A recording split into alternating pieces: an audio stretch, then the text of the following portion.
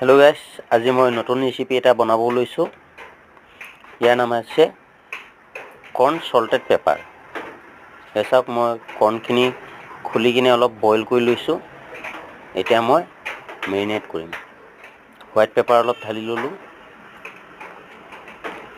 তাৰপিছত কৰ্ণফ্ল'ৰ দিব লাগে। কৰ্ণফ্ল'ৰ অলপ দিলোঁ।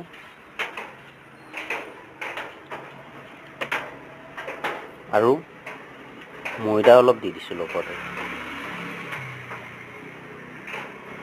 এয়া হৈ গ'ল, মোৰ ফ্ৰাই হৈ গ'ল। এতিয়া মই ভাজিম। আদা, নহৰু, পিঁয়াজ, কেপচিকাম, জালুক পাউডাৰ দিছোঁ, নিমখ লগতে। এয়া হৈ গ'ল, চাওক, আমেৰিকান কৰ্ণ সল্টেড পেপাৰ।